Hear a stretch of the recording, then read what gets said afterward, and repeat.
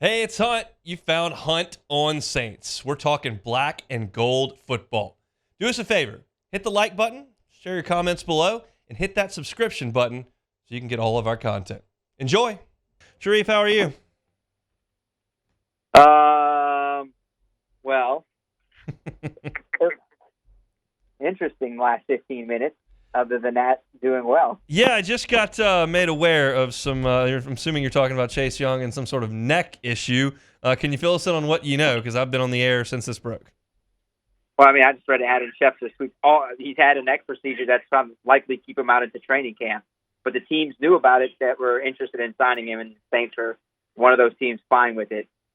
So I guess maybe that's why the Saints were able to land him, because maybe some of the other teams bowed out and said, "Oh, it's a neck injury. How serious could it be? How long is it going to be?" Apparently, he suffered the injury in the first preseason game last year, and he just played through it.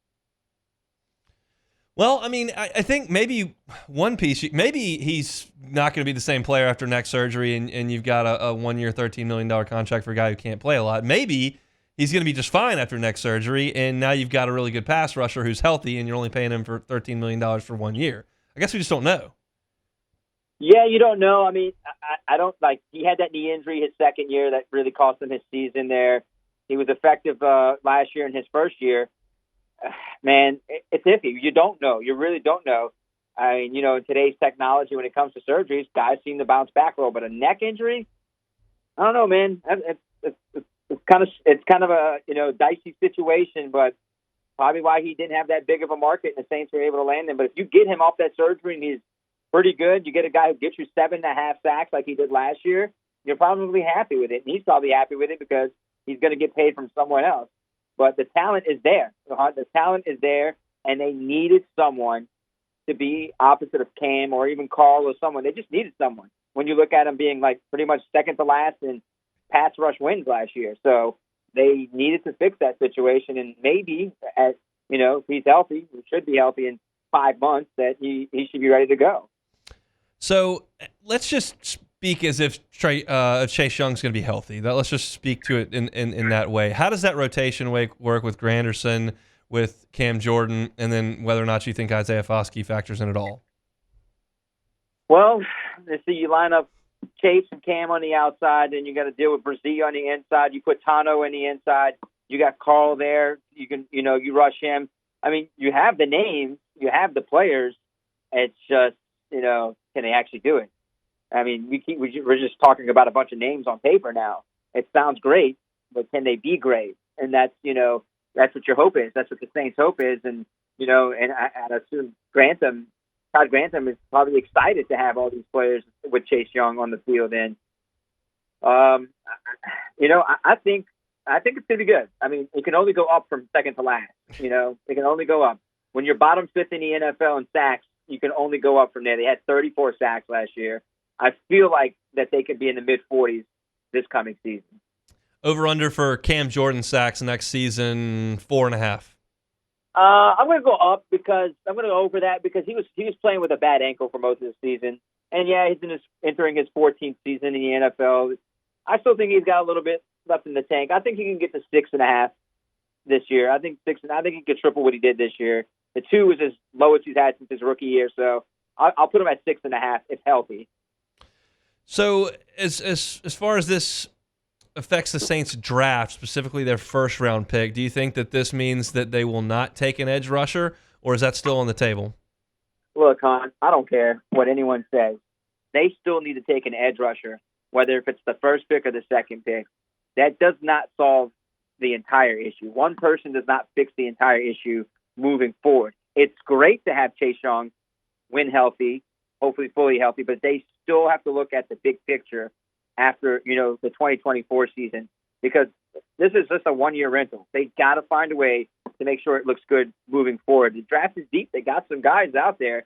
To me, I wouldn't mind drafting someone at 14. I understand they got to figure out their left tackle situation, but it's also the draft is also deep in the tackle area. So if Leatu Latu is there, I'd probably take him. Another guy with a neck injury history, but he played the last 2 seasons at UCLA, and he was very successful and very good at getting to the quarterback. I'm I'm not opposed to bringing in, a defensive end edge rusher at number 14. So, look, if it's me, I would go defensive end, offensive tackle with my first 2 picks. Or if one of those star receivers are sitting there, I wouldn't mind doing that.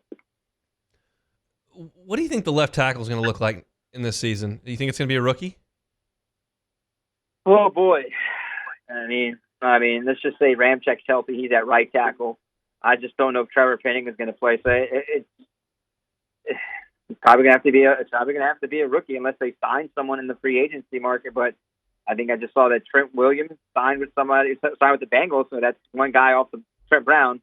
One of the guys, Trent, signed with the Bengals. So yeah, unless there's somebody out there that's kicking the tires on an old veteran, you might be right. Could be a first-round pick or a second-round pick playing left tackle, unless they find a veteran.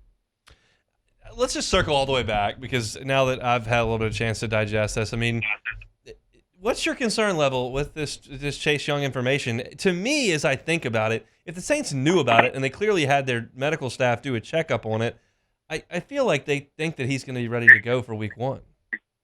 Well, I mean, the medical staff isn't going to mess over the organization and say, yeah, hey, you know what? We don't like our organization. Let's just tell them they're going to be fine and just say if they sign him. Great, man. Just kick us some money from this. No, man, I think they knew. I mean, I think every team knows that. I think some of the teams bowed out. I mean, look, what is it, March 19th right now? Yeah.